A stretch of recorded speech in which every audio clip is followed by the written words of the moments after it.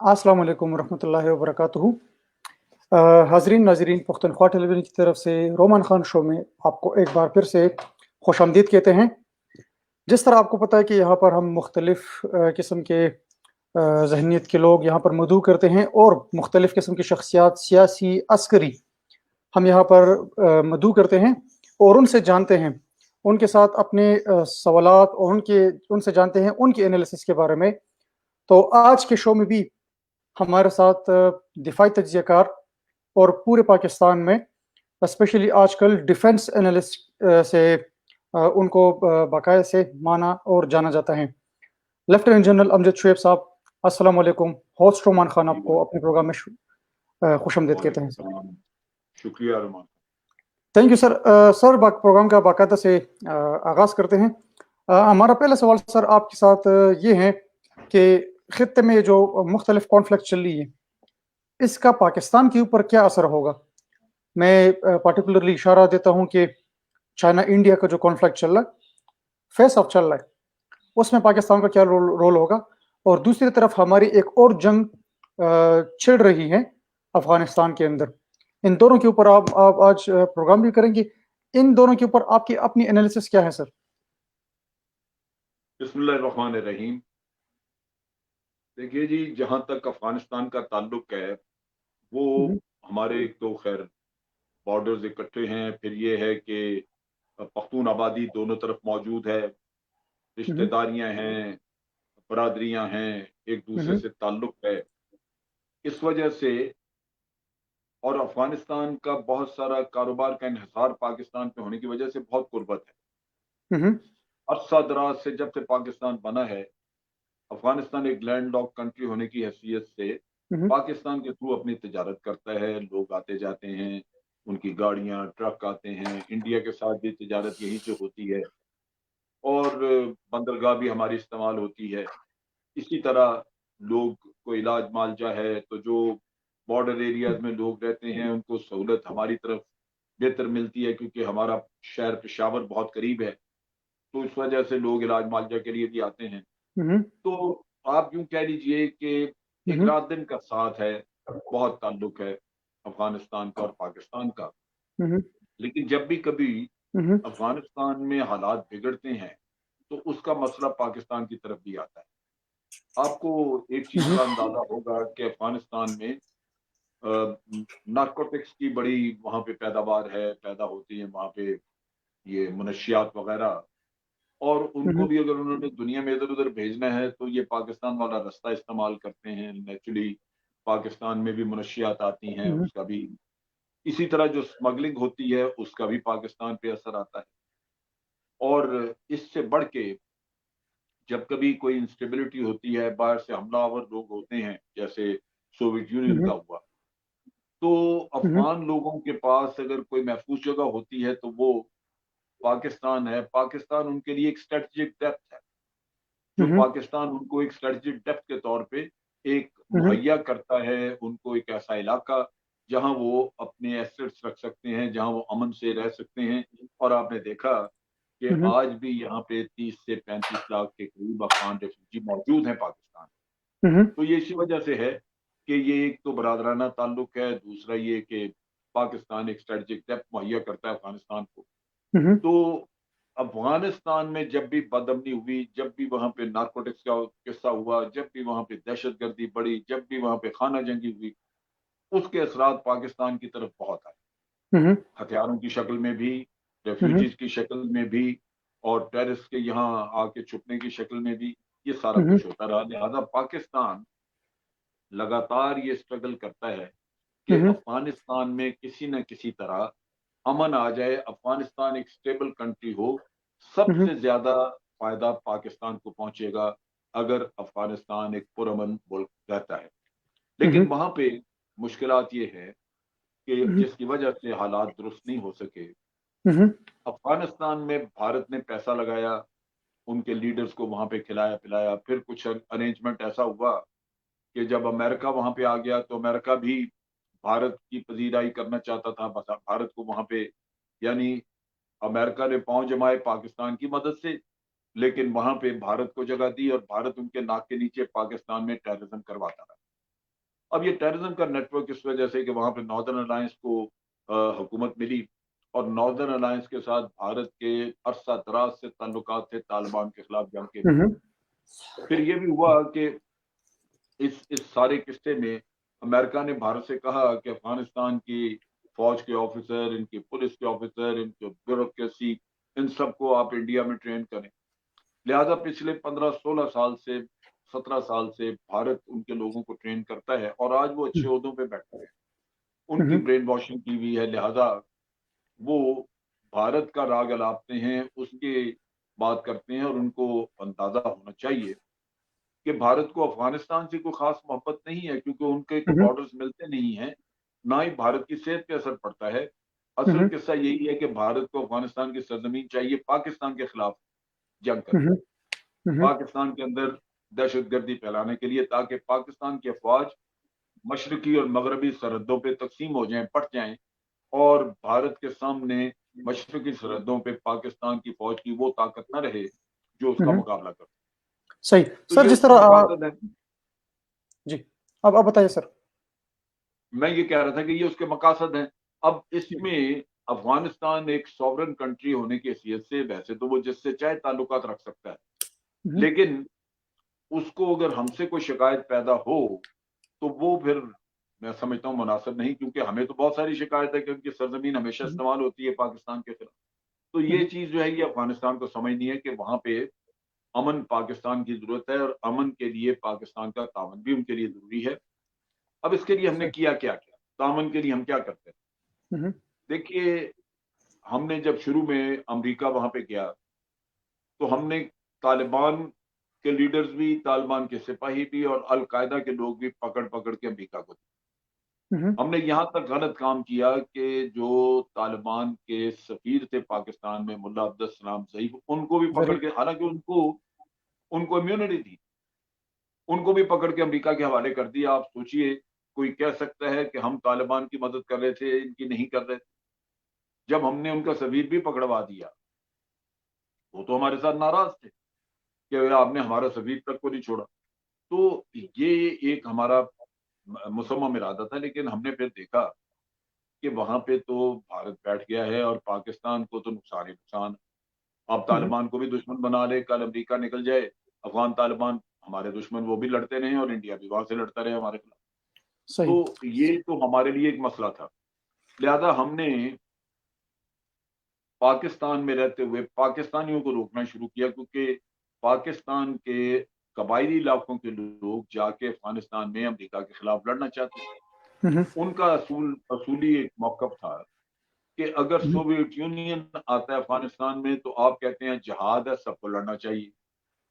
अब बाहर से अमेरिका आके हमला करता है अफगानिस्तान पे तो आप कहते हैं जी जिहाद नहीं है, ये कैसे?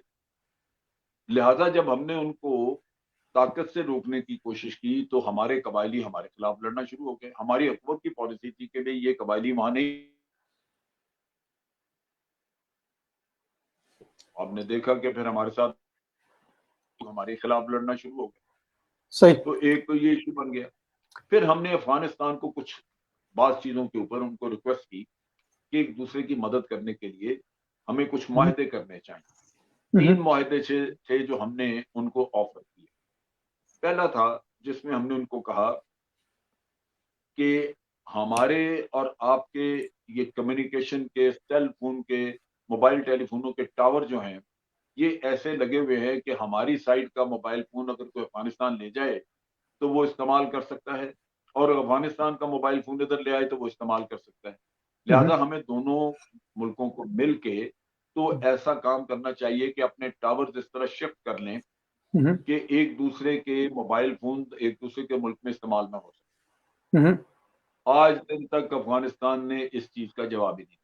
ये आज इस किस्से को कम से कम 3 या 4 साल हो गए। हमने 4 साल पहले ये तजवीज देखी।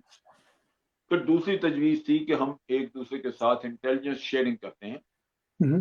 तालिबान हो, कोई भी हो, जिससे भी अफगानिस्तान को खतरा है उसकी मूवमेंट की जो खबर हमें होगी हम आपको देंगे और जो दहशतगर्द पाकिस्तान में दहशतगर्दी करता है अगर उसकी आपको खबर होगी तो आप हमें देंगे। लेकिन 2011 में अफगानिस्तान ने इंडिया के साथ एक मुआहदा किया था, जैसे वो ये कहते हैं स्ट्रेटेजिक पार्टनरशिप एक्ट, हम्म, उसके तहत अफगानिस्तान कोई भी मायदा भारत को दिखाए बगैर नहीं कर सकता। सही। लिहाजा हमारा इंटेलिजेंस शेयरिंग का मायदा बिल्कुल तय पा गया। दस्तखत होने वाले थे, तारीख मुकर्रर हुई कि कल दस्तखत होंगे। दस्तखत करने से एक दिन पहले वो हम्म, अफगान इंटेलिजेंस का जो हेड था उसने दस्तखत करने से इनकार कर दिया। हम्म, मुआहदा रुक गया हम्म, और उन्होंने कहा जी कि हमें पता चला कि भारत ने ये इतराज किया है कि पाकिस्तान के साथ इंटेलिजेंस शेयरिंग का मुआहदा ना करे, हम्म, क्योंकि हमने जो बलूचिस्तान में लोग जाके कार्रवाइयां करते हैं उनके बारे में हमने पाकिस्तान को कोई इतला नहीं सही। सर यहाँ पर आपने एक दी। बात अब की है कि हमारी नीयत साफ थी, हम तो चाहते थे कि मुआहदा हो जाए और इस तरह, तो वो नहीं हो सका। फिर हम्म, तीसरा मुआहदा था जो हमने कहा, वो था बॉर्डर मैनेजमेंट का, कि आप हम्म, हमारे साथ मिलके बॉर्डर का तहफ़्फ़ुज़ करें ताकि हमारी तरफ से उधर कोई ना जा सके, आपकी तरफ से उधर से कोई ना आ सके। हम्म, आज दिन तक जितने भी बॉर्डर के मामले में अंडरस्टैंडिंग्स हुई हैं, आपस में बातचीत तय की है, अफगानिस्तान ने उस पे अमल नहीं किया। फिर शिकायत सही। किस बात की कि जी आपकी तरफ से वो आ गया, ये आ गया। भाई वो आया या नहीं आया, आप तो हमारे साथ मुआहदा करके तो फिर गए। आप अगर साथ काम करते तो फिर शिकायत होती, तो फिर तो हम ज़िम्मेदार थे। सही। तो ये वो सूरत-ए-हाल है जिसकी वजह से मगरबी सरहदों पे अफ़गानिस्तान के साथ गलतफ़हमियाँ मौजूद हैं। एग्रीमेंट अगर वो कर लेते सारे, तो आज दिन तक हम्म, ये मसले हल हो चुके। ठीक। सर वहाँ पर एक किस्म की, क्योंकि मैं खुद इस चीज़ का एक अदना सा तालिब इल्म रह चुका हूँ और अभी भी स्टडी कर रहा हूँ अफ़गान, पाक अफ़गान के डायलॉग्स के ऊपर, और वहाँ के काफ़ी लोग जो है ना, उनके साथ हमारी इंटरेक्शंस रहती हैं। हमारे साथ बड़ा बाकायदा से हमारे ब्रॉडकास्ट में, हमारे सेशंस में वो शिरकत करते रहते हैं। सर आपने यहाँ पर एक बात की है कि वहाँ की सूरत-ए-हाल के ऊपर बाकायदा से आपने ब्रीफ दी थी कि अफ़गानिस्तान क्या कर रहा है। लेकिन सर अगर देख लिया जाए, 47 में पाकिस्तान बनता है, अफ़गानिस्तान 1919 में उनकी बाकायदा से वो यौम इस्तिक़लाल मनाते हैं। यहाँ पर हम देख लें कि अफ़गानिस्तान पाकिस्तान से पहले जो है सिविलाइज़ था, लेकिन वहाँ पर पहले भी सिविलाइज़ेशन मौजूद थी। लेकिन बाद में वो कह रहे हैं कि हमारे जो शिकायतें उनको हैं, वो पार्टिकुलरली हमारा नाम इस्तेमाल कर रहे हैं कि बहुत ज़्यादा तबाहकारियाँ हमें पाकिस्तान की पंजाब साइड से, क्योंकि वो पंजाब को पाकिस्तान समझते हैं। उनकी एक एक मिसपरसेप्शन है, चाहे चाहे हम बार-बार उसको मुख्तलिफ सेशंस के ऊपर वो क्लियर भी करते रहे। हमारी अपनी पाकिस्तान की ऐसी कौन-सी गलती थी अफ़गान की पॉलिसी के हवाले से, जिसकी वजह से अफ़गानिस्तान के अपने पख्तून और वहाँ के अपने सिटीज़न जो हैं, वो इस बात पे मजबूर हो के पाकिस्तान आ गए और पाकिस्तान से फ्ली करके यूरोप भी गए, लेकिन आज भी उनको यही दर्द महसूस हो रहा है कि पाकिस्तान ने अफ़गानिस्तान में बहुत ज़्यादा तबाहकारियों का ज़िम्मेदार बराह रास्त अब पाकिस्तान है। तो इसमें हमारे पाकिस्तान के वो कौन से गुनाह हैं, जो कि वो बार-बार वहाँ पे दोहरा रहा है? देखिए जी, ये गुनाह अगर कोई है, हुँ, हुँ, तो ये तो अफ़गानियों को बताना चाहिए था। हुँ, हुँ, हमें तो ये पता है कि अफ़गानी जो हैं वो भारत के प्रोपेगेंडे का शिकार हैं, हुँ, हुँ, क्योंकि भारत अपना काम वहाँ से चला रहा है। हुँ, हुँ, अगर पाकिस्तान किसी तबाही का ज़िम्मेदार है, तो पाकिस्तान उन्हें क्यों कहता है कि इंटेलिजेंस शेयरिंग करें हमारे साथ? हम मुआहदा कर रहे थे, क्यों तोड़ा उन्होंने? हम जब उनके साथ ये टेलीफ़ोनों की बात करते हैं कि ये आप मुआहदा कर लें कि जी हम शिफ्ट कर दें हुँ, टावर्स हुँ, अपने, हुँ, हुँ, तो क्यों नहीं मुआहदा किया उन्होंने? बॉर्डर मैनेजमेंट का मुआहदा क्यों नहीं किया? हुँ, हुँ, बात ये है ठीक। कि पाकिस्तान तो खुद तबाह हो गया इनकी मदद करते-करते। हुँ, हुँ, आप ये सोचिए कि जब सोवियत यूनियन यहाँ से चला गया, हुँ, हुँ, रशिया यहाँ से अफ़वाज अपनी ले गया, हुँ, हुँ, तो वहाँ पे इनके वॉरलॉर्ड जो हैं, वो आपस में किसी चीज़ पे इत्तेफ़ाक नहीं कर रहे थे। हुँ, आपस हुँ, में लड़ना शुरू हो गए। हर वॉरलॉर्ड ने अपने-अपने इलाके में अपनी एक फिefdom बना ली। हुँ, हुँ, तो ये पाकिस्तान ने काम किया था। हम तो उनको लेके गए, नवाज़ शरीफ की हुकूमत थी, हुँ, खाना हुँ, काबा में लेके गए, वहाँ बिठा के कुरान करीम के ऊपर बात हुई, कुरान करीम पे दस्तखत करवाए हुँ, हुँ, कि जनाब ये आपका मुआहदा 2 साल के लिए आप एक अबूरी हुकूमत चलाएँ, 6-6 महीने के बाद ट्रांजिशनल। वज़ीर-ए-आज़म बदलेगा हुँ, हुँ, और 2 साल के अंदर-अंदर आप अपना आइन तैयार करें, फिर इलेक्शन कराएँ और अपनी हुकूमत बनाएँ। एक और पेशावर हुआ था, और बिल्कुल, पेशावर का एग्रीमेंट था ये, लेकिन एक और दस्तखत पेशावर। हुए जाके खाना काबा में, हुँ, हुँ, ये खुद आके उससे फिर गए। बुरहानुद्दीन रब्बानी वज़ीर-ए-आज़म बने, 6 महीने पूरे हुए, उन्होंने वज़ारत छोड़ने से इनकार कर दिया। तो फिर सही। आपने देखा कि हुँ, हुँ, गुलबदीन हिकमतयार जिसकी बारी थी वो पड़ गया। हुँ, हुँ, बात ये है कि खाना जंगी ये खुद करते रहे, हुँ, हुँ, अपने वादे करके उससे फिरते रहे, हुँ, हुँ, किसी चीज़ में कभी ये कायम नहीं रहे। जो लोग खाना काबा में बैठ के दस्तखत करके मुसलमान हो, कुरान करीम पे रख के दस्तखत करके बाद में मुकर जाए, आप उसको क्या कहेंगे? वो पाकिस्तान का कसूर है। पाकिस्तान ने तो टक्करें मारी कि इनका किसी न किसी तरह कोई आपस में मामला हल हो जाए। बाद में भी बहुत कुछ कहा। तालिबान का जब किस्सा चला, तालिबान को मैं आपको वाज़ेह कर दूं, तालिबान को पाकिस्तान ने नहीं पैदा किया, ये पाकिस्तान लेके नहीं आया था। कंधार के पास मुल्ला उमर का स्कूल था, ये मदरसा था जहां वो पढ़ाते थे, और उनके पास कुछ औरतें आई कि जनाब ये जो मुजाहिदीन वॉरलॉर्ड जो पिछले हैं, इन्होंने हमारी औरतें उठाई हैं, उन्होंने ये किया वो किया, और इनको कोई कुछ कह नहीं सकता। मुल्ला उमर अपने 40-45 स्टूडेंट्स लेके वहां गए, उन लोगों को सजा दी, पकड़ा, औरतें बरामद कराई, लोगों ने उनको वाह करना शुरू कर दिया। तालिबान को तो लड़ना नहीं आता था। तालिबान मस्जिदों में जाके ऐलान करते थे कि हम आ गए हैं आपके साथ।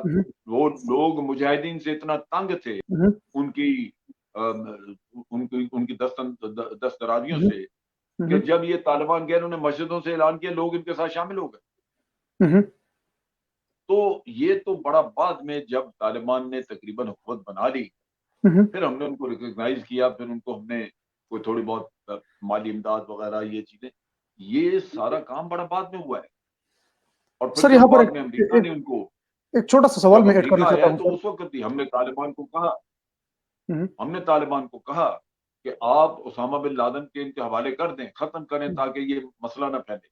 लेकिन उन्होंने कहा जी हमने नहीं करना, क्योंकि हमारा वो मेहमान है। हम सऊदी अरेबिया के हवाले कर सकते हैं, वो लेना चाहें ले लें, लेकिन सऊदी अरेबिया ने कहा जी हमने उसकी शरीयत खत्म कर दी, हम नहीं ले रहा। तो ये हालात इस तरह बने। अफगानिस्तान जो है वो आज शिकार है भारत के प्रोपेगेंडे का, क्योंकि भारत की दाल तभी गलती है वहां पे अगर वो अफगानियों को ये यकीन करा दे और अफगानी ये समझना शुरू कर दें कि उनकी हर मुश्किल जो वो पाकिस्तान की वजह से। भारत खुश है, भारत के सारे मामला हल हो गए। सर यहाँ पर उनकी एक शिकायत ये भी है, जिस तरह हम बाकायदा से उनकी प्रेसिडेंशियल लेवल की टॉक्स वहां पर उनको बहुत करीब से ऑब्जर्व करते रहे और सुनते रहे उनके तमाम तर ऑफिशियल्स कंसर्न्स को। सर वहां पर एक बात ये भी सुनने में आ रहा है कि अगर कतर पीस टॉक थी, तो अगर इस तरह पाकिस्तान ये एक मिरर, एक रिफ्लेक्शन के तौर पे वो हमें हमारे सामने लेकर आ रहे हैं बार बार कि क्या ही मुमकिन हो कि पाकिस्तान के मुज़ाकरात की बात हो और वो बांग्लादेश में हल हो, पाकिस्तान की फलाह की बात हो वो जाके इंडिया में हल हो, पाकिस्तान की मफा की बात हो श्रीलंका में हल हो, पाकिस्तान की मफा की बात हो उनकी अजली दुश्मन हिंदुस्तान के अंदर हो, या हिंदुस्तान उसकी पीस टॉक या पीस डायलॉग किसी और फरीक के साथ करे, या फॉर एग्जांपल बलूचिस्तान में कुछ मामूली से लोग हैं उनके माबेन एक पीस ट्रीटी साइन करे, वो हिंदी इंडिया करे। तो सर वो कहते हैं कि आपको कैसा फील होगा कि उनके पीस टॉक है, पाकिस्तान बीच में से अमन का किरदार अदा कर रहे, ये तालिबान को क्यों प्रेशराइज नहीं कर रहे कि कतर डायलॉग में अफगानिस्तान के अपने लोगों को भी होना चाहिए, जिस तरह उन्होंने एक ट्रीटी साइन की है कतर में और उसमें अफगानिस्तान के लोग नहीं थे, हालांकि तालिबान अफगानिस्तान की पार्लियामान को नहीं मानते, उनके आइन को नहीं मानते। तो वो कहते थे कि अगर एक फरीक ये थे तो कम से कम एक फरीक अफगानिस्तान से किसी भी पॉलिटिकल सिस्टम से उठा के वहां पर डिप्लॉय कर सकते थे उस कतर में, जिस तरह इंडिया ने बाकायदा से उस ट्रीटी के ऊपर साइन की है कि मैं गवाह हूं कि बाकायदा से ये मुआहिदा अफगान तालिबान और अमेरिका के दरमियान हो गया, पीस डील साइन हो गई और इंडिया को बतौर गवाह उन्होंने पेश किया था कतर में। तो क्या ऐसा कुछ निजाम है कि वो कहते हैं कि किसने इंडिया को गवाह पेश किया? इंडिया को तो कभी किसी ने गवाह पेश नहीं किया। कतर वालों ने इंडिया का तो काम ही बाकायदा कोई, इंडिया को तो वहां लेके कोई नहीं गया। सर वहां पर इंडिया तो इंडिया था की ही नहीं वहां डेलीगेशन पे। आई थी। ना ना ना, इंडिया तो था ही नहीं कतर में। तालिबान ने इंडिया को इनवाइट ही नहीं किया। देखें मेरी बात सुनिए, ये वो लोग हमसे ये मुतालबा कर रहे हैं जिनको शर्म आनी चाहिए कि उन्होंने भारत को खुली छुट्टी दी हुई है। पाकिस्तान के सारे दुश्मन टीटीपी सारी वहां साल से वहां बैठी है। पाकिस्तान के अंदर कत्लो गारत होती है। हम अफगानिस्तान को सबूत देते हैं कि आपकी सरजमीन से ही हुआ। वो सारा कुछ करके हमसे ये मुतालबा करे कि जनाब ये कर दें वो कर दें। भाई अफगान तालिबान हमारे मुलाजिम है, हमारा उनके ऊपर इतना इन्फ्लुएंस नहीं है। एक वक्त था जब तालिबान नॉर्थ वजीरिस्तान में होते थे, जब हमने जब नॉर्थ वजीरिस्तान में ऑपरेशन किया तालिबान निकल गया। आज तालिबान को पाकिस्तान की इतनी जरूरत नहीं है, क्योंकि आज वो अकेले नहीं है। आज ईरान के साथ उनके ताल्लुकात हैं, आज उनके रूस के साथ ताल्लुकात हैं, आज चाइना के साथ ताल्लुकात हैं। उनको असला चाहिए, पैसा चाहिए, सब मिलता उनको इन लोगों से। सर वो कहते हैं कि वो अफगानिस्तान को क्यों नहीं जाते, पाकिस्तान का पाकिस्तान का सिर्फ एक असर रसूख है जिसकी वजह से हम बात करते हैं उनसे, वो है उनके खानदान, फैमिलियां यहाँ पे हैं, फॉर एग्जांपल। उनका बाल बच्चा। कुछ लोगों के बाल बच्चे यहाँ पे हैं, कुछ के टर्की में हैं, कुछ ने ईरान में रखे हुए हैं, इमारत लेकिन कुछ इस्लामी की। यहाँ भी हैं। उनका अगर उनके खानदान ना हो यहाँ पे और मुल्ला ब्रादर को हमने ना पकड़ा होता तो हमारी तो बात ही किसी ने नहीं सुननी थी। पहले हमारी बात सुन ली हमने, जब पेशावर में एग्रीमेंट कराया और जब हमने उनको सऊदी अरेबिया में ले जाके खाना काबा में दस्तखत कराए तो हमारी बात मान ली थी उन्होंने। अफगान सही वो है जो सिर्फ और सिर्फ अपना मफाद देखता है। सही। पाकिस्तान जितना मर्जी नेकी कर ले, पाकिस्तान का मफाद नहीं देखेंगे। मैं आपको एक वाकया सुनाता हूं। जब सोवियत यूनियन यहां से चला गया, रशिया का प्राइम मिनिस्टर पाकिस्तान आना चाह रहा था कि जी पाकिस्तान से ताल्लुकात ठीक करें, और उन्होंने कहा कि हमें मुजाहिदीन से कैदी अपने ले दें, हमारे कैदी हैं मुजाहिदीन के पास, वो हमें कैदी ले दें तो पाकिस्तान जो कहेगा हम उनको करने के लिए तैयार हैं। पाकिस्तान हमसे जो असला मांगेगा हम देंगे। हमने यहाँ पे उन मुजाहिदीन को, जो सारा उन्होंने जंग पाकिस्तान के कंधों पे बैठ के लड़ी, पाकिस्तान में वो लोग मौजूद रहे, यहीं उनको असला मिलता था, अमेरिका से सब कुछ यहाँ से होता था। उसके बावजूद जब हमने उनको कहा कि तुमने कैदी हैंड ओवर करने, उन्होंने कहा जी हम नहीं करेंगे। बहुत मुश्किल से वो राजी हुए कि हम 2 कैदी दे देंगे। सही। रूस के वजीर आजम ने कहा जी मुझे 2 भी अगर दे दें तो मैं बड़ा सुरखरू हो जाऊंगा, मैं अपने मुल्क में जाके कह सकूंगा कि मैं कैदी लेके आया हूं। जब वो पाकिस्तान आया, विजिट पे यहाँ बैठे, वजीर आजम हाउस में बात हुई, उनको कहा जी कैदी लाए, वो 2 कैदी ले आए, सेंट्रल एशियन स्टेट्स के कोई 2 आदमी, और उन्होंने आके जाने से इनकार कर दिया। वो बैठ के तो उन्होंने तिलावत कुरान शुरू कर दी। सही। पाकिस्तान को शर्मिंदा करवा दिया वहां पे। सही। भाई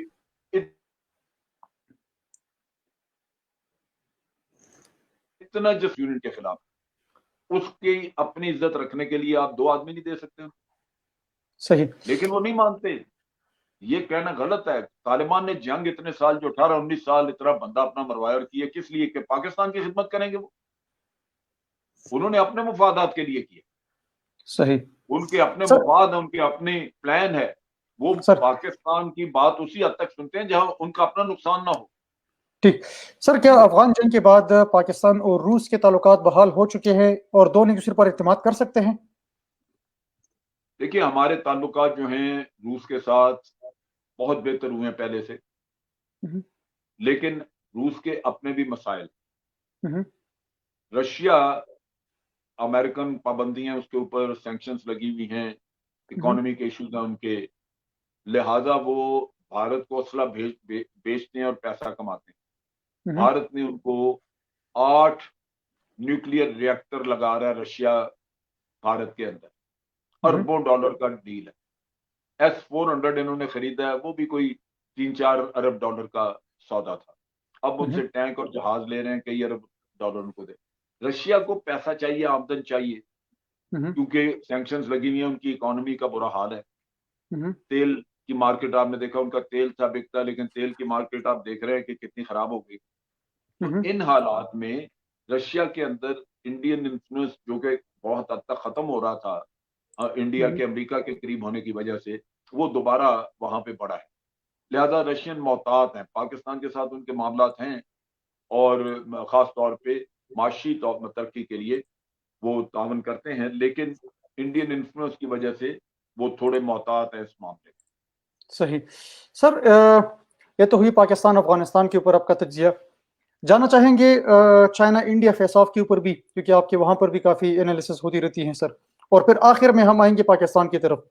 सर, चाइना और इंडिया का जो फेस ऑफ चल रहा है इस वक्त, क्या पाकिस्तान और चीन को लद्दाख के मामले पर मुज़ाकरात करना चाहिए? क्योंकि लद्दाख तो जम्मू कश्मीर का हिस्सा, और जम्मू कश्मीर हम अपनी जो है ना शेरक समझते हैं।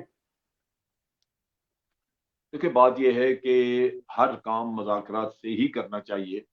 जंगों में तबाही होती है और बाज़ औक़ात जंगों के नताइज भी ठीक नहीं होते। ये नहीं, ये मतलब ये इस चीज़ को आप हतमी नहीं कह सकते कि जंग होगी तो मसला हल हो जाएगा। बहुत दफ़ा जंग होने के बाद भी मुज़ाकरात ही हुए तो मसला हल।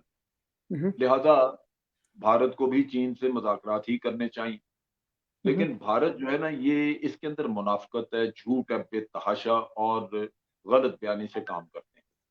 वो हम्म, ये है कि जब पाकिस्तान की तरफ देखते हैं तो कहते हैं जी हम छोड़ेंगे नहीं, हम खा जाएँगे, हम हमला करेंगे, हमने ये कर दिया, वो कर दिया। जब चीन की तरफ जाते हैं तो दुम टाँगों के अंदर दुम दबा लेते हैं और फिर कहते हैं कि जनाब हम्म, जंग मसले का हल नहीं है, हम बातचीत करना हम्म, चाहते हैं। ठीक। ये दोगलापन क्यों है? अगर जंग मसले का हल नहीं है तो पाकिस्तान की तरफ भी आके यही कहें कि जनाब जंग मसले का हल नहीं है, फिर कश्मीर पे बातचीत होगी। सर हमने देखा है इधर यहाँ पर आके शिमला बात पे शिमला लौटते एग्रीमेंट हैं। शिमला एग्रीमेंट के ऊपर भी जिस तरह आपने जंग और अमन की बात की कि यहाँ पर हम डायलॉग्स की, तो हम माजी में बहुत ज्यादा एग्रीमेंट साइन कर चुके हैं, जिस तरह अफगानिस्तान में भी कुछ एग्रीमेंट साइन कर चुके हैं, लेकिन एग्रीमेंट सिर्फ एग्रीमेंट की हद तक ही रह जाती है। शिमला शिमला एग्रीमेंट के ऊपर हमारा दो तरफा का मौकफ क्यों है? क्योंकि उन्होंने खुद हमने खुद उसको अपॉर्चुनिटी दी है कि आप ही इसको वन साइडेड मौकफ है शिमला एग्रीमेंट, क्योंकि हमने खुद ही उसको ये अपॉर्चुनिटी दी है कि आप सिर्फ और सिर्फ इस बात से मुकर सकते हैं। हमारा इतना सारा टाइम उन्होंने शिमला एग्रीमेंट के ऊपर जाया किया, जो कि हमने खुद अपनी पाव के ऊपर कुल्हाड़ी मारी है शिमला एग्रीमेंट करवा के इंडिया के साथ। तो सर अगर जंगे देखिए शिमला पॉलिटिकल माइंडसेट एग्रीमेंट के, जो है, जी जी बताए प्लीज। शिमला एग्रीमेंट करना पाकिस्तान की एक गलती थी, ये आप ठीक हम्म, कह रहे हैं। हम्म, शिमला एग्रीमेंट हमें करना नहीं चाहिए था, हमने किया। हम्म, बहरहाल एक नेक नियति थी कि जनाब आप बातचीत का एक रास्ता निकाल रहे हैं और अगर हम्म, जंग की बजाय बातचीत से मामला हल हो हम्म, तो बड़ी अच्छी बात है, खत्म होना चाहिए। हम्म, लेकिन अब शिमला एग्रीमेंट तकरीबन खत्म हो गया। हम्म, जब भारत ने यकतरफा काम किया कि हम्म, कश्मीर को यूनियन टेरिटरी बना लिया, हम्म, तो उसके बाद तो फिर दो तरफा बातचीत वाला किस्सा तो खत्म हो गया। हम्म। अगर भारत ये काम ना करता और दो तरफा बातचीत जारी रहती तो बिल्कुल उसके नतीजे में जो भी फैसले होते वो ठीक थे। तो सर लेकिन अब शिमला ये एग्रीमेंट जो है पाकिस्तान की वो कमजोरी नहीं थी? इररेलेवेंट हो चुका है। ये पाकिस्तान की गलती नहीं थी? उस वक्त की लीडरशिप की गलती नहीं थी कि ये नहीं एग्रीमेंट कम इसका कुछ इम्पैक्ट नहीं नहीं होने वाला? नहीं नहीं, वो शुरू में तो गलती हुई। जब आपने 40 साल पहले शिमला एग्रीमेंट किया था, वो तो गलत हुआ। मैं तो कह रहा हूँ कि हम्म, उसमें गलती हुई, वो नहीं करना चाहिए था। हम्म, लेकिन अगर कर लिया, तो उसमें नीयत यही थी कि जंग की बजाय बातचीत से मसला हल हो हम्म। और आज भी अगर बातचीत होगी, तो मसला आगे जाएगा, हल होगा। क्योंकि सर लेकिन अभी ये हम देख रहे हैं कि बुरहान वानी शहादत के बाद हमारे पास एक अच्छा खासा मौका था, लेकिन वो मौका हमने ज़ाया कर दिया। नहीं, आप बात समझे, देखें, बात ये है, जब से जौहरी हथियार, न्यूक्लियर वेपन्स जब से इजाद हुए हैं, हम्म, 2 न्यूक्लियर ताकतों की डायरेक्ट जंग नहीं हुई। हम्म, न्यूक्लियर पावर्स को बड़ा ज़िम्मेदारी का सबूत देना पड़ता है दुनिया हम्म, में। उसकी वजह ये है कि अगर 2 न्यूक्लियर पावर्स के दरमियान जंग शुरू हो जाए, तो जंग तो किसी छोटी बात पे शुरू हो सकती है, लेकिन उसका इख्तिताम हो सकता है कल को बहुत भयानक हो। हम्म, अगर आप कल को ऐसी ऐसे जंग में ऐसे हालात पैदा हो जाते हैं कि आपको जौहरी हथियार इस्तेमाल करने पड़ जाते हैं, तो हम्म, पूरी दुनिया तबाही का शिकार हो जाती है।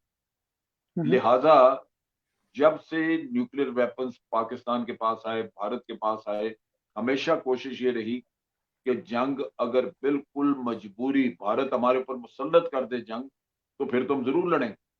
हम्म, लेकिन ये नहीं कि दुनिया हमें ये कहे कि पाकिस्तान बात-बात पे जंग लड़ने के लिए तैयार हो जाता है, ये बड़े हम्म, गैर ज़िम्मेदार हैं, इनके हम्म, पास न्यूक्लियर वेपन्स नहीं होने चाहिए इसलिए कि ये तो रखने के काबिल ही नहीं है, तो बड़े गैर ज़िम्मेदार हैं, तो फौरन लड़ाई के लिए तैयार हो जाते हैं। हम्म, तो दुनिया में जब आप न्यूक्लियर पावर बन जाते हैं, तो आपने एक ज़िम्मेदार मुल्क का सबूत देना होता है। हम्म। दुनिया को पता हो कि आप ऐसे ही जंग की तरफ भागे नहीं फिर रहे कि बात-बात पे कहें जी हम जंग लड़ने के लिए बस आ गए मैदान में, ये नहीं। सर ये एक ये आपको समझना होगा कि कोई भी न्यूक्लियर पावर आज दिन तक डायरेक्ट जंग में नहीं गई। जन साहब आपसे एक और सवाल की तरफ आगे मूव करते हैं। जिस तरह आपने बताया कि जंग किसी यहाँ पर दो न्यूक्लियर कंट्रीज के दरमियान कोई स्पेक्ट्रम मौजूद नहीं है कुछ खास हद तक कि जंग हो जाए। सर ये कलभूषण की तरफ से एक वो बलूचिस्तान की वाया बलूचिस्तान वो बाकायदा से दहशतगर्दी फैलाते रहे, वो जंग का ही पैगाम देते रहे, लेकिन कलभूषण का केस किस मोड़ पर है? आज हम देख रहे हैं कि बार-बार उसको अपनी फैमिली के साथ जो है ना मिलने दिया जा रहा है। सर इसमें हमारी कितनी कोताही है कि हमारी फॉरेन पॉलिसी इंडिया के सामने किस हद तक बैठ गई है? देखिए, हमें को बार-बार उनको मिलाने की कोई ज़रूरत नहीं थी। एक दफ़ा पहले मिलाया था, एक दफ़ा और मिला देते। ये ज़रूरी इस वक़्त था कि आपने इंटरनेशनल कोर्ट ऑफ जस्टिस का फ़ैसला तस्लीम किया और उस फ़ैसले में लिखा हुआ है हुँ, हुँ, 2 चीज़ें जो बड़ी अहम हैं। एक तो ये कि आप कॉन्सुलर एक्सेस देंगे, यानी भारतीय सफारत खाने के नुमाइंदे वो जाके मिलेंगे कुलभूषण को। हुँ, हुँ, और हमने काउंसलर एक्सेस के साथ-साथ एक इंसानी हमदर्दी के तहत कुलभूषण की वालिदा और उसकी बीवी को भी मिलने दिया। हुँ, हुँ, दूसरा जो अब मुलाकात कराई जा रही थी, वो दूसरा इश्यू है, जहाँ पे इंटरनेशनल कोर्ट ऑफ जस्टिस ने ये कहा हुआ है कि कुलभूषण को इस बात का हक दिया जाएगा कि वो अपने केस को इफेक्टिव रिव्यू करवा सके। यानी अगर उसको सज़ा हुई है, हुँ, हुँ, तो चूँकि मिलिट्री कोर्ट ने दी है, तो हुँ, बाहर कोई अपील कोर्ट जो है, यानी सिविल में जो अपील अपील कोर्ट्स हैं, हाई कोर्ट हुँ, है, सुप्रीम कोर्ट है, वहाँ उसको अपने केस के रिव्यू की इजाज़त दी जाए, ताकि सुप्रीम कोर्ट या हाई कोर्ट ये देख ले कि हुँ, इसमें कोई इसके साथ ज़्यादती तो नहीं हुई। जो एविडेंस है, जो शहादतें मौजूद हैं, वो वाक़ई ये साबित करती हैं कि इसको सज़ाए मौत दी जाए। ये हुँ, उसको हक दिया इंटरनेशनल कोर्ट ऑफ जस्टिस। सही। लिहाजा जो रिव्यू की अपील आपने दायर करनी है अदालत में, हुँ, हुँ, उसके लिए ज़रूरी है कि ये कुलभूषण की तरफ से अपील हो, कुलभूषण उस पे दस्तखत करे। सही। कुलभूषण ने खुद इनकार कर दिया, उसने कहा कि मैं कोई अपील नहीं करना चाहता रिव्यू की, हुँ, मैं हुँ, सिर्फ रहम की अपील करना चाहता हूँ, मैंने सब कुछ किया, गलत किया, मुझसे बहुत सारा कुछ दहशतगर्दी हुई, अब मुझे मेहरबानी करके रहम करके मुझे माफ़ कर दिया जाए। वो सिर्फ ये कहता है। सर लेकिन यहाँ पर चूँकि जी, चूँकि उसके लिए वकील वगैरह का इंतज़ाम एम्बेसी ने करना है, तो एम्बेसी को कल मौका दिया गया परसों कि आप आके मिल लें और उससे दस्तखत भी करवा लें और फिर हुँ, अपना वकील कर लें। ये वो चीज़ है जो पाकिस्तान ने की है, लेकिन वो परसों मिले नहीं, भाग गए वो इसी तरह। तो सही, गालबन आज फिर या कल 1 आध दिन में वो फिर मिलेंगे, क्योंकि 19 तारीख आखिरी है। सही, 2 महीने की इजाज़त थी, 2 महीने में अगर अपील नहीं होती, तो ये मसला खत्म हो जाए। सही। सर एक चीज़ और देखने को मिलता है कि जिस तरह इसी से रिलेटेड ये सवाल है, एक तरफ हम इसको आलमी दहशतगर्द डिक्लेयर कर रहे हैं, जहाँ पर आईसीजी में इसको आलमी दहशतगर्द डिक्लेयर करना था, वहीं पर हमारे कुछ लीडरशिप है और कुछ हमारे रिस्पॉन्सिबल लोग हैं, उन्होंने मुंबई हमला पाकिस्तान को कि इतने लोग हमें भेजने नहीं चाहिए थे, चाहे अगर इससे थोड़े भेजे तो चाहे अचौता लेस तबाही होती। तो सर वहां पर आईसीजी ने इस बात को बाकायदे से पिक कर दी, तो हमारी इसमें फॉरेन सर्विसेज हमारी बिल्कुल जीरो पे जा रही है। क्या ये हमारी नाकामी नहीं है कि जहां पर आलमी दहशतगर्द को एक आलमी दहशतगर्द डिक्लेयर करना चाहिए था, वहां पर हम बिल्कुल सो गए और वहीं पर हमारी एक और लीडरशिप गई है और वहां पर बाकायदा डिक्लेयर कर चुके हैं, जिसको आईसीजे ने बाकायदे से कोट किया कि हमने मुंबई में इतने लोग बेचने चाहिए थे। तो सर इसमें हमारी फॉरेन पॉलिसी कमजोर नहीं है सर? ये फॉरेन पॉलिसी का किस्सा नहीं है। हम्म, ये एक मुल्क बदकिस्मत है जिसके ऊपर इंतहाई बेवकूफ़ किस्म का एक लीडर बैठ जाता है और हम्म, वो फिर इस तरह की फ़ुज़ूलियात बोलता है। हम्म, ना उसको कोई समझ होती है, ना उसको कोई अंदाज़ा होता है कि वो मुँह से क्या कह रहा है। हम्म, वो सिर्फ़ अपनी ज़ात जानता है अपनी, और यही चीज़ है जिसकी वजह से हमारे सुप्रीम कोर्ट ने उसको बेईमान, झूठा करार दे के उम्र भर के लिए उसको बैन कर दिया कि वो अब नाअहल है, उम्र भर के लिए, सारी उम्र के हम्म, लिए उसको नाअहल करार दे दिया। इसी हम्म, वजह से हम्म, अगर वो सच्चा होता, अगर वो अच्छा समझदार आदमी होता, अगर वो सच्चाई की बात करने वाला होता, तो फिर नाअहल तो ना होता। हम्म, तो नाअहल होने का मतलब है जो ज़िंदगी भर के लिए नाअहल हुआ, हम्म, उसकी बात पे, और हुआ भी इसी झूठ बोलने पे, तो क्या उसकी बात पे कोई यकीन करना चाहिए किसी को? हम्म, इंटरनेशनल कोर्ट ऑफ जस्टिस में जब ये कहा गया कि जनाब आपके पुराने वज़ीर-ए-आज़म ने ये कहा है कि क्या हमें बॉम्बे में ये लोग भेजने चाहिए थे, तो हम्म, हमारे वकील ने यही कहा था कि जनाब ये उस आदमी की बात कर रहे हैं जिसको पूरी उम्र के लिए नाअहल करार दिया है। हमारे सुप्रीम कोर्ट ने उसको झूठा, ख़ाइन और करा बेईमान होने, तो सही वो सर। फ़ौरन ख़त्म हो गई थी बात। सर यहाँ पर अगर पुख्तून कोई लीडरशिप अफगानिस्तान के साथ अच्छे ताल्लुकात चाहे या उसके साथ अच्छे फ्यूचर के ख्वाहिशमंद हो, बिजनेस मॉड्यूल के ऊपर या डिफरेंट स्पेक्ट्रम के ऊपर, उसको हम बाकायदा से अफगानी एजेंट करार देते हैं। यहाँ पर पूरी की पूरी मुल्क की सालमियत को एक आलमी टेक बनाने की कोशिश की है नवाज शरीफ एंड कंपनी ने, जिस तरह अभी आपने उसके ऊपर मौकफ के ऊपर बात भी की, लेकिन मजाल है कि इसके कारकुनान को और उसकी अभी जितनी भी पार्टी लीडरशिप है उसको ये बता दे कि भाई पंजाब के अंदर भी कुछ गद्दार है जिसको हम इंडियन दहशतगर्द करार दे सकते हैं। तो क्या सर ये दो मौकफ नहीं है? यहाँ पर हमारे कुछ पुख्तूनी के कुछ मुतालबात होते हैं, अब ये फर्दर इसके ऊपर टॉपिक में ऐड भी कर लें तो उसके क्वेश्चन, उसको हम फॉरेन अफगानी एजेंट का नाम देते हैं, लेकिन यहाँ पर इंडियन एजेंट बैठे हैं उसको हम बिल्कुल कुलम कुला छूट दे रहे हैं। वो बाकायदा से डेंगू की बीमारी या कोरोना का बीमारी जो है सामने पेश करके रखी है, टेस्ट दे दिए, और सब सारे जितने भी हमारे गवर्नमेंट के लोग हैं उनको बाकायदा से बेवकूफ बना के बाहर गए हैं। तो क्या हमारी इस मिलिट्री कायदत में इतना असर रसूख नहीं है कि वो उसको बाहर से बुला के उसको बोल दे कि भाई जो तुम इंटरनेशनल लेवल पर पाकिस्तान को जलील और रसवा करने की बात कर रहे हो वो पाकिस्तान के साथ गद्दारी है? ये दोहरा मौकफ क्यों है सर? दो बातें हैं। पहली बात यह है कि बाहर जाने वाला ना तो मिलिट्री की इजाजत से गया, ना मिलिट्री के असर रसूख की वजह से गया, हम्म, और ना ही मिलिट्री उसको वापस लाने की जिम्मेदार है। हम्म, अदालतों ने भेजा, हम्म, अदालतें गलत काम करें या ठीक करें वो उसकी जिम्मेदारी है उनकी, वो खुद जिम्मेदार हैं इसकी, हम्म, लिहाजा वो जवाबदेह हैं। इसी तरह जिस तरह आप देखिए कि तकरीबन 200-250 दहशतगर्द जिनको मिलिट्री कोर्ट्स ने सजाए मौत दी, उनको हम्म, पेशावर हाई कोर्ट ने छोड़ दिया।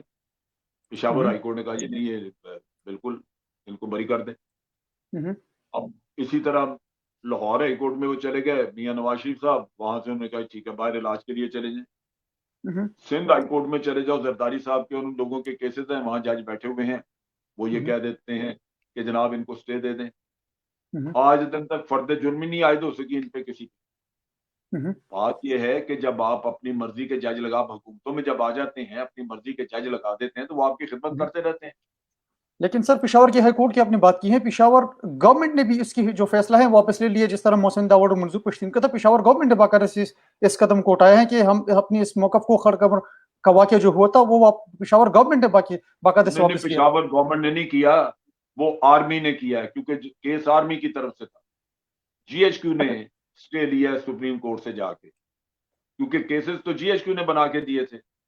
हम्म, पेशावर किसी प्रोविंशियल गवर्नमेंट का तो उसमें ताल्लुक ही कोई नहीं। तो वजीरिस्तान तो प्रोविंशियल। पेशावर गवर्नमेंट के किसी ने कुछ नहीं किया। जीएचक्यू ने स्टे लिया है अपने वकील रख के सामने, और हम्म, वो सुप्रीम कोर्ट से स्टे लिया, आज स्टे पे केस है। हम्म। वरना वो तो पेशावर हाईकोर्ट से तो हर दहशतगर्द छूटता जा रहा तो फिर सर 280 है। लोग जो उन्होंने उन्होंने बाकायदा से रिलीज कर दी, तो वो किसके कहने पे की? वो आर्मी के कहने पे, क्योंकि आर्मी ने इसको बाकायदा से अपने सेल में रखा था, बाकायदा से उसके ऊपर दफात थे और आर्मी ने ही नहीं इसको नहीं, ये आर्मी के सर्च किया। सेल में नहीं होते। जब देखो ना, आपको भी मेरा ख्याल है ये पूरे प्रोसेस का पता नहीं है। हम्म, आर्मी के पास एक आदमी रहता है जब तक कि उसका ट्रायल हो रहा होता है। जिस हम्म, दिन सजा हो जाती है, सजा का कागज दे के उसको सिविल जेल में ट्रांसफर कर दिया जाता है और उनको पकड़ा दिया जाता है कि इसको सजा मौत हो गई है, इसको उम्र कैद। हम्म, अब वो जब अपील करता है, हम्म, ये पहले अपील का काम नहीं होता था। हम्म, पहले इससे आज से 8-9 साल पहले हम्म, जो भी मिलिट्री कोर्ट का फैसला होता था वो बाहर चैलेंज नहीं हो सकता था। हम्म, ये जब मिलिट्री कोर्ट इस दफा इन्होंने बनाए हम्म, जरदारी साहब के वक्त में, हम्म, तो साथ ये पार्लियामेंट ने कहा कि जनाब इनको अपील का हक देना चाहिए, हम्म, वरना हम मिलिट्री कोर्ट नहीं बनने देंगे। हालांकि हम्म, मुल्क में दहशतगर्दी थी, हालात बहुत हम्म, मुख्तलिफ थे। हमने देखा कि सिविल अदालतों में जजों को दहशतगर्द धमकी देते हैं और अपने लोगों को छुड़वा के ले जाते हैं, वहां से उनको सजा नहीं होती।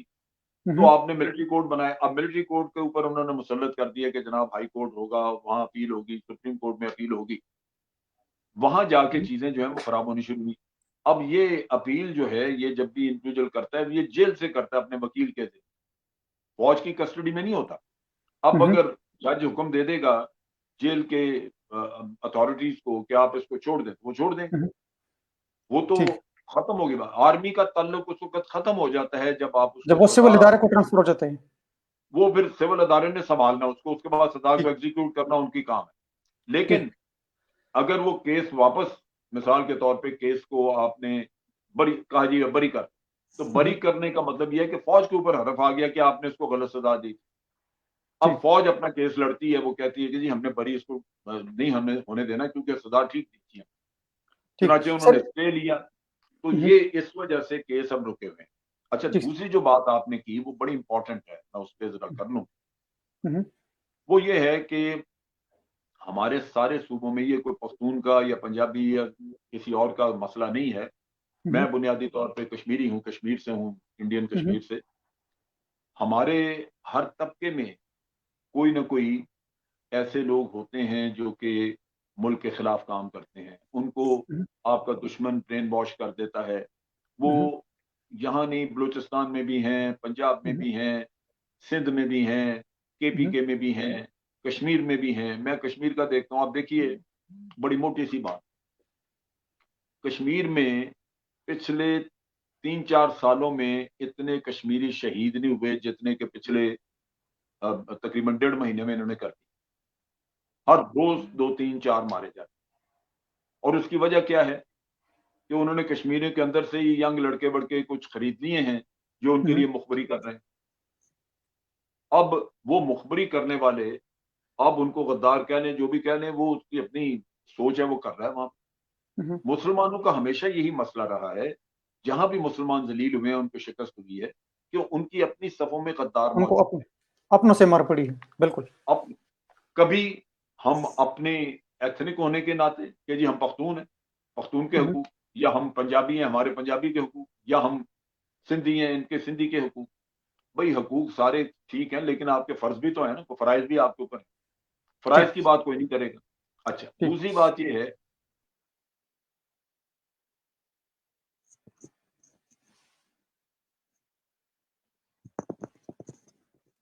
पाकिस्तान है, ये कोई उसकी प्राइवेट जायदाद तो नहीं है कि वो अपना तल्लक सरकारी ओहदे पे हो गई या वैसे ताल्लुक बनाए तो वो उसको एक पाकिस्तान का ताल्लुक समझा जाए।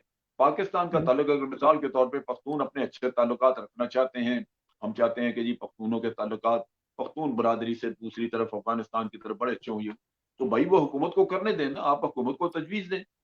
आप हुँ, उठ के खुद चल पड़ते हैं। जब आप खुद चल पड़ेंगे अपनी ज़ाती हैसियत में, तो फिर आपके ऊपर उँगलियाँ भी उठेंगी। आप अपनी तजावीज़, आप असेंबलियों में बैठे हैं, वो हुँ, मंजूर पश्तीन हो, वो मोहसिन दावड़ हो, अली हुँ, वज़ीर हो, कोई भी हो। जब आप अली वज़ीर, मोहसिन मोहसिन ये बैठे हुए हैं जब असेंबलियों हुँ, में, तो हुँ, अपनी हुकूमतों को असेंबलियों में दें तजावीज़ के जनाब अफ़गानिस्तान के साथ हम चाहते हैं कि इस तरह के ताल्लुकात हों, आप ये करें। तो हुँ, फिर हुकूमत बात करे जाके, केपीके की गवर्नमेंट बात कर ले, फेडरल गवर्नमेंट बात कर ले। सारे हुँ, हमसाया ममालिक के साथ सबके ताल्लुकात अच्छे ही होने चाहिए, हर मुल्क चाहता है। हुँ, लेकिन ये क्या हुआ कि ताल्लुकात अच्छे चाहिए, लिहाज़ा मोहसिन दावड़ चला जाए वहाँ पे जाके वो ताल्लुकात बनाता रहे जाके। हुँ, हमें क्या पता कि मोहसिन दावड़ क्या करता है वहाँ जाके। सही। सो ताल्लुकात मुल्कों के जो हैं वो सरकारी सतह पे बनते हैं। मियाँ नवाज शरीफ ने अपने ज़ाती सतह पे बनाए, आज दिन तक उसको कोई माफ़ नहीं करता। वो सही। मोदी मोदी लाहौर में आके उससे मिला, वहाँ से रशिया से आया। पहली बात तो ये कि अफ़गानिस्तान में वो पाकिस्तान के खिलाफ इतनी बुरी तकरीर करके आया। अगर हुँ, नवाज शरीफ में थोड़ी-सी भी शर्म होती, तो वो उसे कहता कि खबरदार इधर वो मत आओ। वो बाकायदा तुम से मेरे अपने मुल्क इंटरव्यू की में तरफ। वो इंटरव्यू में डिक्लेयर कर चुका है कि मैं वाया किस तरह वहाँ से बगैर वीज़े के मेरे पास वीज़ा भी नहीं था और मैं पाकिस्तान कैसे आया। मैं वही कह रहा हूँ वो कि जी। अगर अगर नवाज शरीफ में थोड़ी बहुत भी समझ होती, अकल होती और कोई होता, गैरत होती, वो उसे कहता कि खबरदार इधर मत आओ। लेकिन वो आया। जब यहाँ पे आया तो और दूसरी बड़ी जो गलती की, उसके हुँ, साथ उसका मोदी के साथ उसका नेशनल सिक्योरिटी एडवाइज़र जो कि हुँ, अजीत डोवल वो अजीत भी डोभाल। था, और भी लोग थे, उसके सरकारी लोग। पाकिस्तान की तरफ से कोई सरकारी नहीं। आपने अपने ना तो वज़ारत ख़ारिजा का जो हमारा सेक्रेटरी है उसको भी नहीं आने दिया, सेक्रेटरी ख़ारिजा को। हुँ, हुँ, national security adviser Nasir Khan Janjua था, उसको भी नहीं आने दिया। अब हमें क्या पता कि आप वहाँ पे क्या बातचीत करते रहे। हुँ, हुँ, अगर सही। फ़ॉरेन ऑफ़िस के लोग होते, हुँ, तो हुँ, आज सारी बातचीत का कोई रिकॉर्ड होता हमारे पास। सही। फ़ॉरेन ऑफ़िस में हर चीज़ अवेलेबल होती कि भई 2 लीडर्स के दरमियान क्या बात हुई है। हुँ, हुँ, अब जो ठीक। कुछ भी बात हुई है, जब यहाँ रिकॉर्ड नहीं, तो मैं तो हुँ, हर हुँ, तरह की कह सकता हूँ शक-ओ-शुबा। मैं कह सही, सकता हूँ मियाँ नवाज़ शरीफ ने वहाँ पे जो बातचीत की है, वो मुल्क के खिलाफ की है। बिल्कुल। सर तो यहाँ पर ये वो आपसे चीज़ है, ये रुमान आपको समझना होगा। मोहसिन दावड़ हो, अली वज़ीर हो, कोई भी हो, जो जाके ज़ाती हैसियत में करेगा काम, उस पे उँगली उठेगी। बिल्कुल। सर उसने आपने हो सकता अपने है कि वहाँ पे जाके अपने मुल्क के खिलाफ कोई काम ना किया हो, लेकिन उसके मुखालिफ हैं, वो उँगली उठाएँगे। ठीक। लेकिन अगर आप उसको सरकारी बना लेंगे और उसमें एक तरीकाकार के तहत होगा तो कोई भी आपको नहीं कुछ कहे। ठीक। सर हमारे साथ बैरिस्टर साहब भी ज्वाइन करेंगे प्रोग्राम के आखिर हिस्से में। वो कुछ सवालात आपके सामने रखना चाहते हैं। सर एक मेरे 2 ज़ाती सवालात है आपसे। एक ये है सर कि ये जो जैसे सर आपने बता दिया कि जीएचक्यू का अपना केस खड़कमर के वाक़ये के ऊपर था, उनकी अपनी स्टांस थी। सर रेमंडेवस के ऊपर लोग बाकायदा से पाशा साहब को बाकायदा से डिक्लेयर करते हैं कि ये उनके ऊपर प्रेशर था। एक ये सवाल है। दूसरा सवाल सर ये एहसान एहसान के हवाले से है कि लोग कहते हैं कि वो कैसे भागा पाकिस्तान के जेलों से, कि आम कैदी भाग नहीं सकता, एहसान एहसान कैसे फरार हुआ? पहला सवाल आपका क्या था? सर ये जो खड़कमर के वाक़ये के ऊपर आपने कहा कि ये जीएचक्यू का अपना दिफा केस था, इसके ऊपर खड़कमर के वाक़ये के ऊपर। उनका अपना एक दफ़ा था वज़ीरिस्तान में जो वाक़या हुआ था। तो सर जी, लोग जी। बताते हैं कि रेमंड डेविस के ऊपर किसका जो कंट्रोल था? ये बाकायदा से वो कह रहा है कि पाशा साहब को बाकायदा से यहाँ पर जो है ना इसमें इन्वॉल्व जी, करते जी, रहते हैं। मैं दोनों चीज़ें आपको बता देता हूँ। देखिए रेमंड डेविस का केस जो है वो भी मैं आपके सामने रख देता हूँ, आप समझ जाएँगे।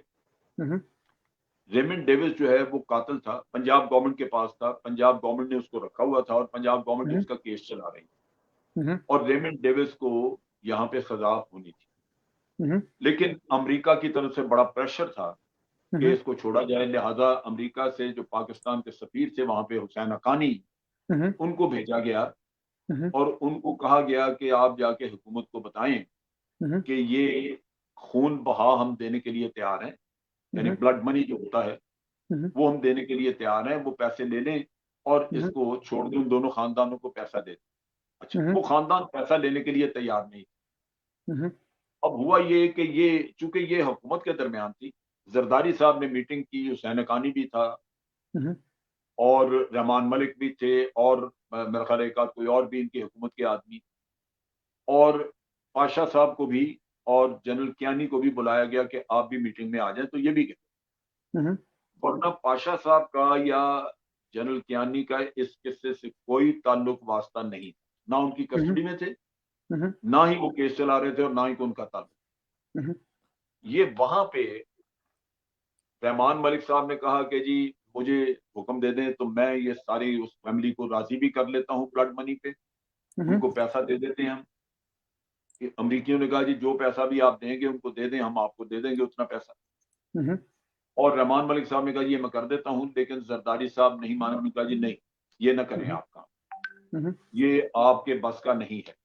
हुँ, उन्होंने सही। रिक्वेस्ट की उन्होंने रिक्वेस्ट की जनरल कियानी से कि जनाब आप जनरल पाशा के ज़रिए ये काम करवा दें हुँ, और उनको साथ हमें ये जनरल जनरल कियानी ने उनको कहा ज़रदारी साहब को कि हुँ, अगर हम ये काम करवाएँ तो इसकी ज़िम्मेदारी आपको लेनी चाहिए क्योंकि हम तो इस काम में नहीं पड़ने वाले, हमारा तो कोई ताल्लुक नहीं है इससे। हुँ, तो उन्होंने कहा जी कि आप ये काम करवा दें, मैं स्टेटमेंट दूँगा, बयान दूँगा हुँ, कि जनाब ये हुकूमत पाकिस्तान ने ये काम कराया। सही। लेकिन अगले दिन जब ये काम हो गया वहाँ पे, हुँ, तो बजाय हुकूमत पाकिस्तान बयान देती, पंजाब गवर्नमेंट के सेक्रेटरी जो पंजाब चीफ सेक्रेटरी थे, हुँ, उन्होंने बयान दे दिया कि जनाब ये काम हमने करवा दिया है। हुँ, उस दिन शहबाज शरीफ साहब मुल्क से बाहर गए हुए थे, वरना शहबाज शरीफ साहब उनको ये बयान ना देने देते। तो ये हुँ, बयान दे दिया, ज़रदारी साहब मुकर गए, चुप कर गए। हुँ, वो आज दिन तक पाशा के गले पर, हालाँकि पाशा का उससे कोई वास्ता ही नहीं। पाशा ने सिर्फ़ ये काम कराया कि उन दोनों फैमिलियों को हुँ, राज़ी किया, उनसे हुँ, बातचीत की। पाशा के आदमी गए, खुद तो जनरल पाशा कहीं नहीं गया। हुँ, आदमी गए और जाके उनको तैयार किया कि जनाब आप पैसे ले लें, क्योंकि हुँ, ये तो अमरीकी है, किसी वक़्त भी छूट गया यहाँ से तो पैसे भी जाएँगे। सही, तो उस फैमिली ने पैसे ले लिए। लेकिन सही। इसमें इतना ही रोल है, बाकी सारा हुसैन हक्कानी और ज़रदारी साहब का गवर्नमेंट का अपना है। ये मैं आपको बिल्कुल हल्फिया अंदर की बात बता रहा हूँ, एक्चुअल जो वहाँ पे मीटिंग में हुई। इसके ऊपर जो दूसरी किताब लिखी बात गई थी आपसे सर, इसमें दूसरा आपका सवाल था। एक एडिशनल जी, कमेंट है। इसके ऊपर एक किताब लिखी गई थी, वो किताब में बाकायदा से वो पाशा साहब को ज़िम्मेदार करार देते हैं, जिसके बाद आप खुद ही बता रहे हैं कि पाशा साहब का इसमें किरदार नहीं था।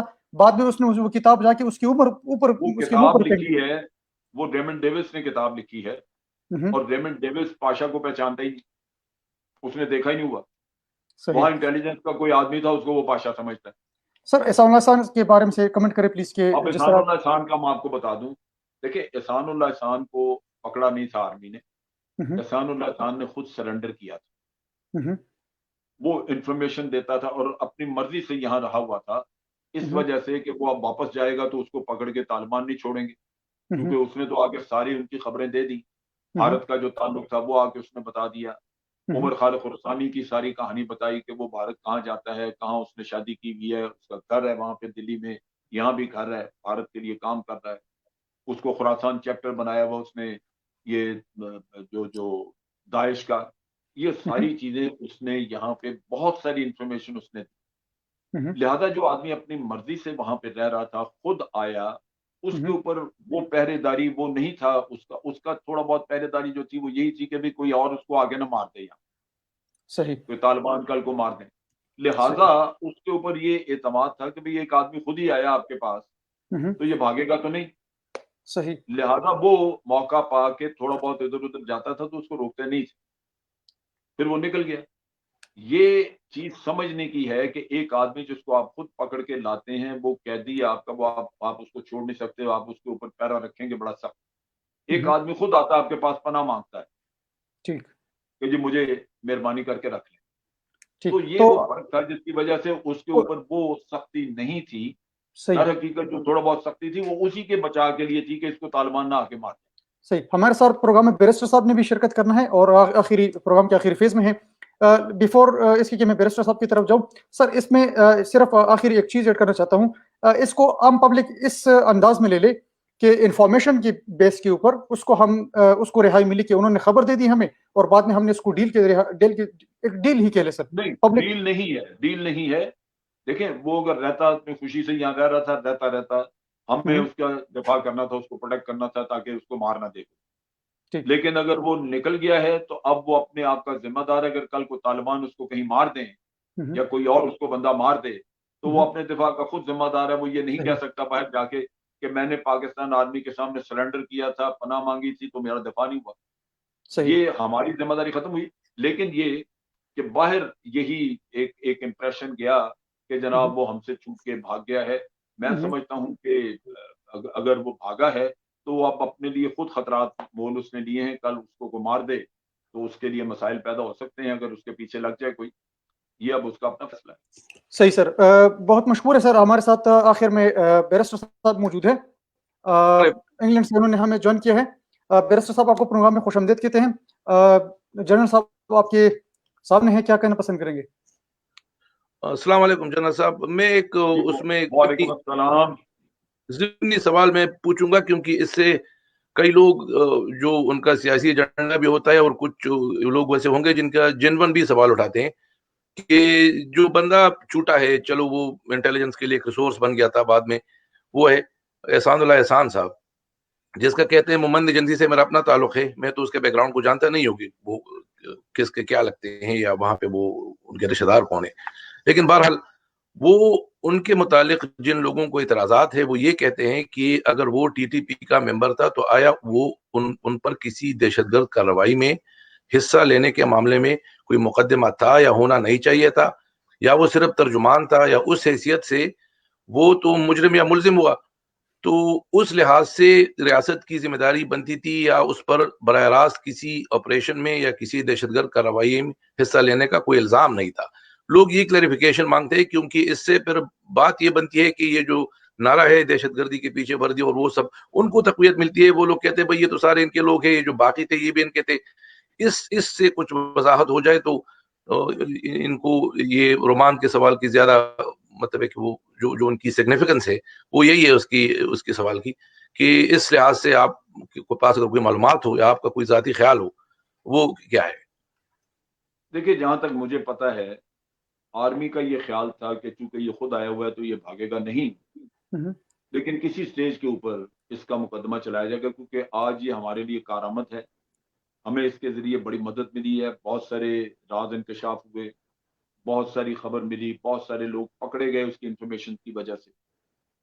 जो वाक़यात हुए उनके पीछे असल कौन था, जैसे बच्चों के स्कूल का हुआ, हम्म, आर्मी पब्लिक स्कूल का, हम्म, वो किसने प्लान किया, कहाँ से पैसा आया, क्या हुआ, ये सारी कहानी इंटेलिजेंस ने कुछ बताई हुई थी, लेकिन इस आदमी के ज़रिए हमें हकीकत पता लगी। तो इस वक़्त प्रायोरिटी यही थी कि जो असल मुजरिम है उनको पकड़ा जाए, उनको सज़ाएँ दी जाए, ये तो इधर ही।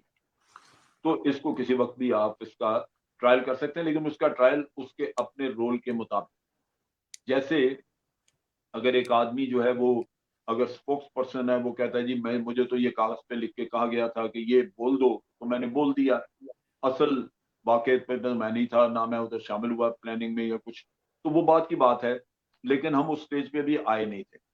लेकिन दूसरी तरफ आप देखिए कि ये केसेस जितने भी हैं इनमें हमें बड़ा मोहतात रहना पड़ता है, इसलिए कि ये केसेस सारे मिलिट्री कोर्ट में ट्रायल होते थे हम्म, और मिलिट्री कोर्ट में हमारी बेहतरीन सोच के मुताबिक जितना एविडेंस हम लेके करते थे, लेकिन ये सारे पेशावर हाई कोर्ट से छूट जाते थे। हम्म, एक ऐसा आदमी जो सिर्फ स्पोक्स पर्सन था, हम्म, उसको ला के पेशावर हाई कोर्ट में हम खड़े करते तो उसको सजा देनी थी किसी। आपके तो कातिल जिन्होंने धमाके करके कई कई मारे, वो छूट गए कि जी सबूत वाजे नहीं है। देखें सबूत कैसे आए। आप एक दहशतगर्द के घर पे छापा मारते हैं और हम्म, उसको पकड़ते हैं, वो आगे से फायरिंग करता है, सब कुछ होता है, लेकिन ये इसके सारे मौके के गवाह, क्योंकि ये हुआ वाकया होते हैं मीरन शाह में या उससे आगे कहीं हुआ, जाके किसी किसी दूर दराज इलाके में, तो जो गवाह होगा वो वही होगा फौजी जो उन्होंने मुकाबला किया उसका, हम्म, और तो कोई उसका गवाह नहीं है। लिहाजा एक उस इंडिविजुअल का इतराफी बयान होता है और सिपाहियों की ये लिखे हुए बयान होते हैं कि जी हमने इसको यहाँ से पकड़ा, ये इसने किया, ये पकड़ा। अब जज साहब कहते हैं जी गवाह लेके आए। वो फौजी तो हो सकता है कि मारी गए हों वापस, बाद में जंग में को मारा गया जो गवाह था, या वो है तो कहीं किसी और जगह ड्यूटी पे है, तो कहां से गवाही लाई जाए ऐसी जो आपके हाईकोर्ट को काबिल कबूल। सिविल ट्रायल जो है वो गवाह सामने बुला के वो कहते हैं जी ये इसको रखें, ये बताए, वो फिर बताता है कि जी मेरे सामने ये हुआ वो हुआ। इन दहशतगर्दों के तो ऐसे गवाह नहीं है। नतीजा ये कि तकरीबन 200 के करीब जिनको सजाए मौत हुई हुई थी, वो पेशावर हाई कोर्ट ने उनको बरी कर दिए। हम्म, आप मुझे बताएं, आप बैरिस्टर हैं, आप एक ऐसे आदमी को कैसे सजा दिलवाएंगे जो सिर्फ जो जिसका गवाही टोटल यही है कि जी मैंने सिर्फ आके ऐलान किया था, मुझे कागज दिखा, वो दे, सजा कैसे दिलवाएंगे। उस सवाल पे मैं अगली सवाल में आ जाऊं, जो हमारी जो उसमें वो है मसाइल है प्रोसिक्यूशन में या एविडेंस में, अब यहाँ या पे जो हमारा सिस्टम। आप उसको, मैं एक सेकंड, आप उसको ये कह सकते हैं कि ही इज एन अबेटर, कि ये उसमें हम्म, शामिल है, लेकिन अबेटमेंट जिसके साथ की है, पहले वो मुजरम तो सामने आए ना, उसको तो आप पकड़े ना, वो सारे जुर्म का पता लगे, जो असल कातिल है उसको सजा होती है, तो अबेटमेंट के लिए फिर आप एहसानुल्लाह एहसान को लेके आ जाते हैं।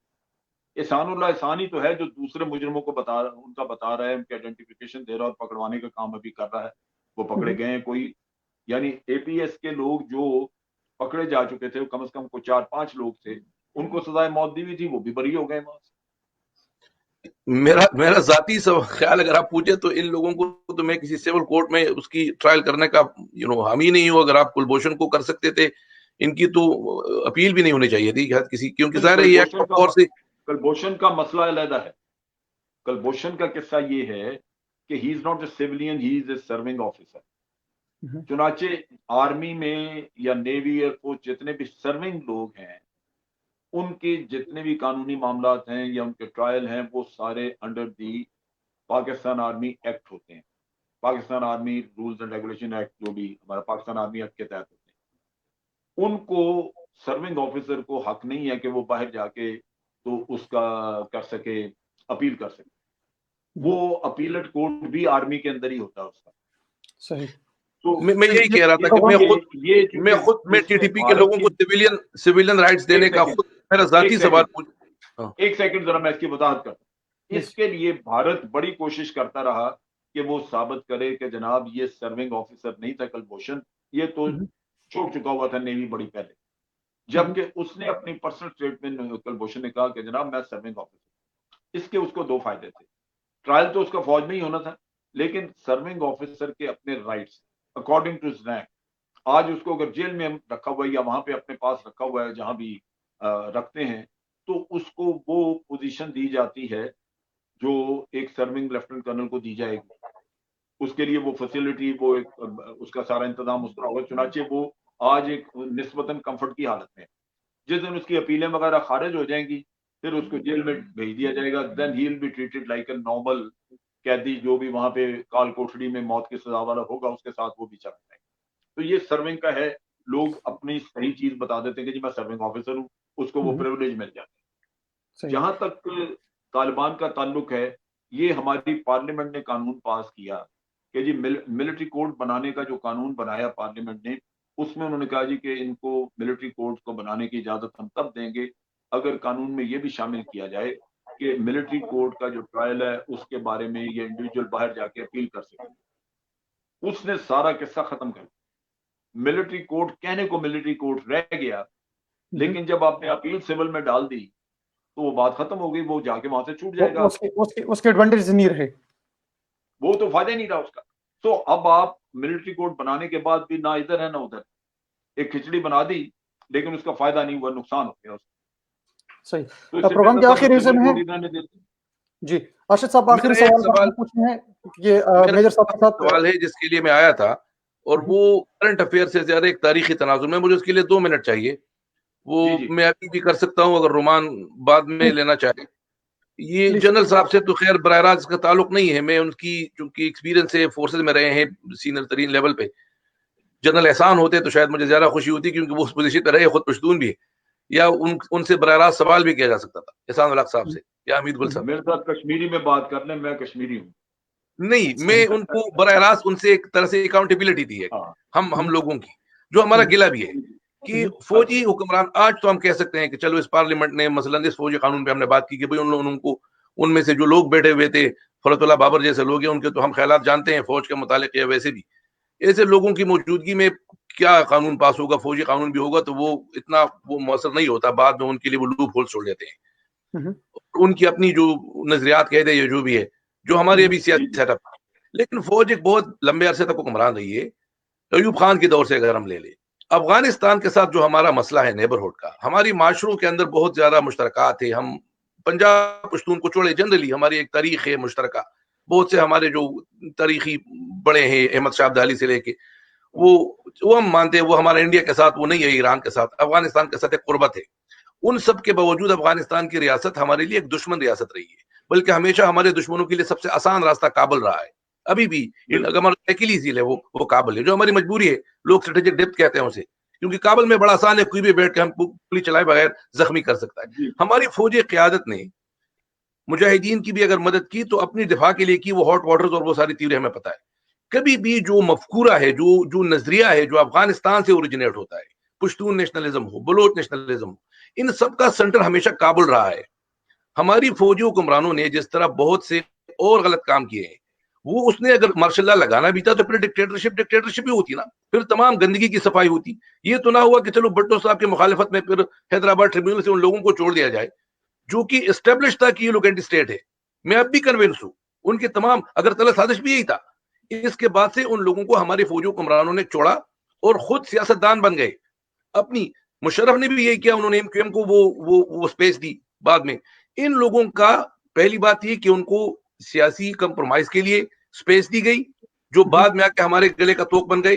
दूसरी बात ये, इंटेलेक्चुअल लेवल पे कभी इनका तोड़ नहीं किया गया। हमने सिर्फ ऑपरेशनल लेवल पे जाके तालिबान की मदद कर दिया उन लोगों को जो चलो पाकिस्तान के लिए खतरा नहीं थे, लेकिन वो एक पूरा की पूरा वो एक पश्तून तारीख का और उसका और एंटी पाकिस्तान जो नैरेटिव है, जो बीजेपी का है, हिंदुस्तान का भी नहीं बीजेपी का है हमारे खिलाफ, उनको प्रमोट किया जाता है काबुल से।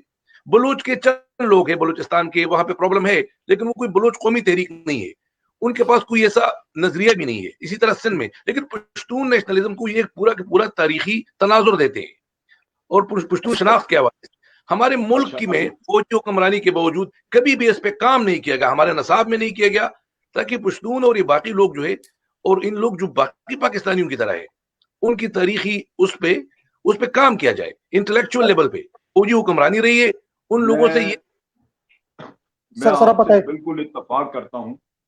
आपने जो जो बातें की बिल्कुल मेरे दिल की बातें हैं।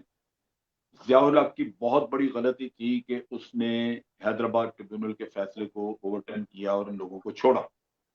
ये गलत काम था। उसने सिर्फ जुल्फ़िकार अली भुट्टो के साथ जो अपनी दुश्मनी थी उसको निपटाने के लिए इनको छोड़ा, और जिन्होंने उसको जुल्फ़िकार अली भुट्टो के खिलाफ मदद शुरू कर दी, उसकी हमायत कर दी ज़ियाउल हक की, ये इसको फायदा हुआ। देखिए, मैं मिलिट्री रूल के बड़ा खिलाफ हूं। उसकी बड़ी बुनियादी वजह है, मिलिट्री रूल जब तक रहता है तो आपको बुनियादी तौर पे अमन भी नजर आता है, बुनियादी तौर पे आपको कुछ तरक्की, स्टेबिलिटी की वजह से तरक्की भी नजर आती है। लेकिन मिलिट्री रूलर हमेशा जिस पार्टी को उसने निकाला होता है उसके खिलाफ काम कर रहा होता है कि उसको बाहर रखना है, बाकियों को ठीक है, मैं कबूल कर रहा हूं। चुनाचे वो पार्टी जब भी हुकूमत में आएगी वो फिर अपना बदला निकालेगी। उसके साथ साथ मिलिट्री रूलर्स ने कभी भी आपको कोई अच्छा लीडर नहीं दिया, क्योंकि वो उनके नीचे उनकी अपनी ओवरबेयरिंग किस्म की पर्सनैलिटी होती है जिसके नीचे लीडर पलते नहीं। और लीडर हमेशा ऐसा निकला जिसने आके आपको नुकसान पहुंचाया। आप देखिए कि अयूब खान आपके लिए एक बागी छोड़ गया जो कि जुल्फकार अली भुट्टो था। उसके अंदर लीडरशिप क्वालिटीज थी, इंटेलिजेंट था, पढ़ा लिखा था, करप्ट नहीं था, लेकिन वो भी अंदर से डिक्टेटर था क्योंकि उसकी सारी ग्रूमिंग एक डिक्टेटर के नीचे हुई थी। उसने दलाई कैंप बनाया, वहां लोगों को 22 के करीब उसने लोग कत्ल करवाए। वो शरीफ आदमी गंडापुर जो डेरा इस्माइल खान में उधर उसको कत्ल करवाया। अकरमुल्लाह डॉक्टर खान। यहाँ कई लोग, यानी मैं कहता हूं कि अगर उसको अहमद रजा कसूरी के वालिद के किस्से में सजा ना भी होती, जो ये रोड्स कहते हैं कि जनाब वो अदालती कत्ल, तो किसी और मुकदमे में हो जाती। उसने कई लोग मरवाए। उसने क्यों बनाई ये फेडरल सिक्योरिटी फोर्स, एफएसएफ जिसे हम कहते हैं, उसकी जरूरत क्या थी? आज सही। उस वक्त से लेके आज दिन तक वो नहीं है तो मुल्क चलता नहीं है। वो मनवाई इसीलिए थी कि वो अपने लोग, अपने एक फोर्स, उसने खास पर्सनल आर्मी रखी हुई थी जिसके जरिए वो कत्ल करवाता था।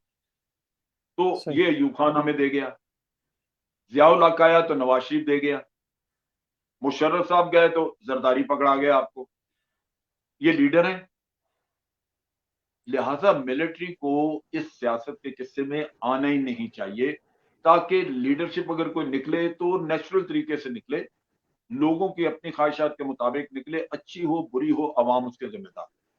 बहुत शुक्रिया सर। मुल्क, मैं एक सेकंड, प्लीज। अब आपने बात की हैदराबाद ट्रिब्यून, ये किताब है जो अगर आप पढ़ सकते हैं इसका टाइटल, मिशन और मिशन मिशन आर बिल्कुल। मिशन आर के रॉ, यादव। मिशन रॉ, और ये है उसका ऑथर पीके यादव जो कि जी जी। रॉ का चीफ था उस जमाने में। इस किताब के अगर आप 90 पेज उसमें जाएं, पढ़ें, आप वली खान के बारे में देखें कि क्या वो कहता है। वो कहता है कि जब बांग्लादेश बन गया 1971 तो वली खान आया यहाँ इंडिया, इंदिरा गांधी से मिला, तो उसको कहा कि जनाब आपने बांग्लादेश बनवा दिया, अब हमारा पख्तूनिस्तान भी बनवा दें।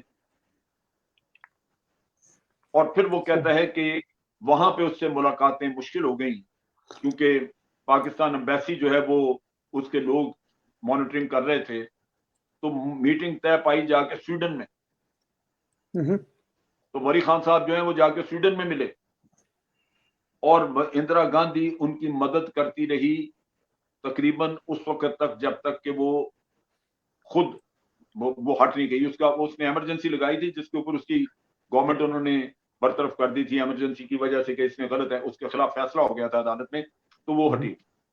वो गालिबन 1982 तक वो इसकी मदद करती रही, यानी मदद पॉलिटिकल भी और फाइनेंशियल भी मदद। तो वो पॉलिटिकल तो सारी अफगानिस्तान से, वो मिलिटरीली और उस तरह कर रहे थे। आज अगर हम किसी से वैसे कहते हैं, वो कहते हैं जी हमें आपसे सर्टिफिकेट नहीं चाहिए मुल्क की वफादारी का, हम वफादार हैं, हम तो पख्तून नाम सिर्फ नाम बदलना चाहते थे सूबे का।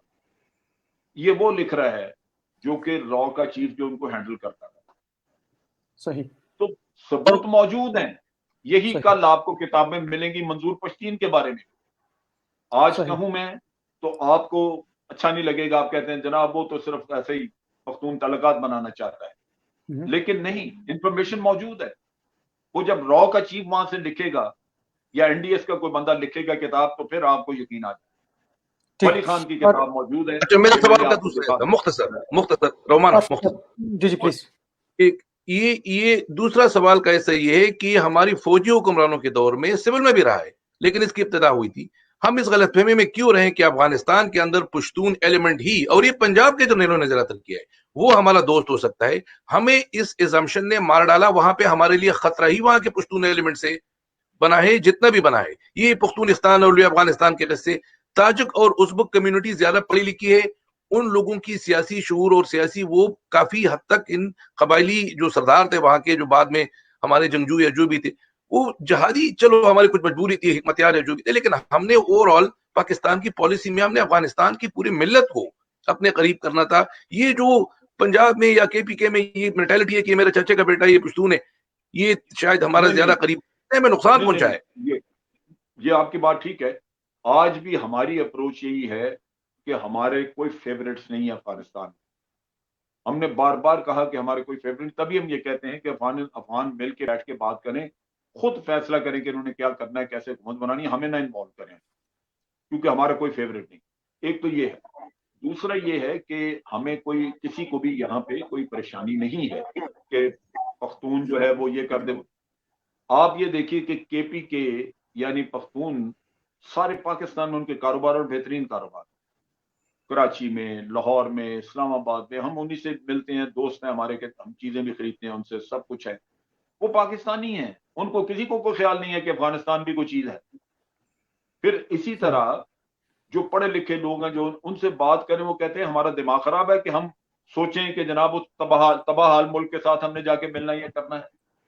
ये चंद एक लोग थे जो कि अपनी सोच की वजह से या जैसे भी वो फतूर पैदा करते रहे, उनकी सियासत टोटल इसी पे थी। ठीक इसका केपीके के लोगों से ताल्लुक नहीं है। ठीक मंजूर पश्तीन ने भी यही किया कि उसने पख्तून का क्या, देखें मसला क्या हुआ, फेटा के इलाके में प्रॉब्लम है कि वहां पे जंग चुके लड़ी गई, लोगों की जायदादें भी तबाह हुई, लोगों के रिश्तेदार भी मारे गए, उनकी शिकायत भी है, उनको आप उनके लिए मदद भी चाहिए, उनके लिए हुकूमत को करना भी चाहिए, जितना भी करें हुकूमत को उसका हक है, बनता है, आपको करे। लेकिन अगर फाटा का आदमी उठ के ये करे, शोर मचा दे पूरे मुल्क में कि पख्तून के हुकूक नहीं मिल रहे, पख्तून, भाई पख्तून तो सारे ही हैं, लेकिन प्रॉब्लम तो फाटा की है ना। इन्होंने ये शुरू किया कि फाटा के नाम पे निकले और पख्तून पख्तून करके हर जगह जाके, तो जो गरीब गुरबा लोग पख्तून या बेचारे जिनको इतना पता नहीं है, हर जगह ऐसा हमारी हर सोसाइटी में वो लोग मौजूद होते हैं जिन जो बेचारे नारे के पीछे लग जाते हैं, गुर्बत है, चीजें हैं, उनको मिसगाइड करके लोगों को आगे लगा दी। शुरू हुए थे ये नकीबुल्लाह महसूद के वाक़े से, जो कराची में हुआ, और रॉ अनवार ने मारा जो जरदारी साहब का अपना चेला है। अब पीपल्स पार्टी से इनकी दोस्ती है, मंजूर पश्तीन एंड ग्रुप की, पीटीएम की, और नकीबुल्लाह महसूद भूल गया, अब इधर चल निकले। तो ये वो चीजें हैं जहां से बदनीयती आपको समझ लगती है कि भाई आप, क्योंकि अदरवाइज उनकी कौन सुनेगा। मंजूर पश्तीन क्या चीज है या मोहसन दाबड़ की क्या हकीकत है, लेकिन इन इन कामों की वजह से वो मेंबर भी बन गए, पार्लियामेंट में भी आ गए, चर्चा भी हो गया, नाम भी हो गया, अफगानिस्तान में उनकी पजीराई शुरू हो गई, उन्होंने मोरे अपने हाथ में ले लिए, धड़ाधड़ उनको वहां पे हेलीकॉप्टर भेज के तो उनको मंगवाया जाता है, उड़ाया जाता है, उनको हर तकरीब में इन्वाइटेड है। ये अहमियत उनकी है, ये सिर्फ इसी वजह से दी जा रही है कि भाई इनके जरिए शैतानी पैदा की जाएगी, सही पख्तून पख्तून के नाम पे। सही तो पख्तून यहाँ पे कोई सही नहीं है जो ये कहे कि जनाब मैंने जाके अफगानिस्तान में मिलने, इस तरह की कोई चीज नहीं है। वो सही जो हमारे देखें, हमारे दोस्त हैं, उठने बैठने वाले हैं, शादी है, मेरे बेटे की बीवी पख्तून है, मेरा बेटा भी, और सारे ये पश्तो बोलते हैं, बच्चे भी सही पश्तो बोलते हैं, तो मेरा बड़ा मिलना सही मिलाना है। वो कहते हैं जी हम सही किसी से बात करें, वो कहता है हमारा दिमाग खराब है कि हम जाके अफगानिस्तान से मिलना है, सही हमें यहाँ बिल्कुल जिंदगी हमारी पाकिस्तान है, पाकिस्तान हमने मेहनत से बनाया है, हमारी औलादें यहाँ पे पढ़ लिख के बड़ी हुई हैं, काम कर रही हैं। तो ये कोई ऐसा नहीं है कि यहाँ पे कोई गद्दारी का मसला है या कुछ ऐसा, लेकिन चंद लोग होते हैं जिनकी सियासत चलती नहीं चीजों। सही बहुत मशकूर है हम बैरिस्टर साहब के भी, और स्पेशली मेहमान खसूसी लेफ्टिनेंट जनरल अमजद शुएब साहब से जो दिफाई तज्ज़ियाकार है, मुख्तलिफ चैनल्स और मुख्तलिफ पैनल्स के ऊपर उनके बहुत आर्टिकल्स भी हम देखते हैं और मुख्तलिफ तज्ज़ियात भी, और इसी को हम फॉलो भी करते हैं। मुख्तलिफ किस्म के एंगल, बहुत सख्त कलाम है, सख्त गुफ्तगू रखते हैं, इवन के साफ गो शफाफ गो बयान रखते हैं सर बहुत मशहूर है। इंशाल्लाह आने वाले वक्त में आपके साथ एक और पैनल, एक और सेशन भी रखेंगे जिसमें हम मजीद जानते हैं इस central Asia middle east plan के हवाले से, और पाक इंडो चाइना जो कॉन्फ्लिक्ट अभी चल रहा है इसके हवाले से भी। तो सर बहुत मशहूर है हम, अपना ख्याल रखिएगा सर, अल्लाह हाफिज।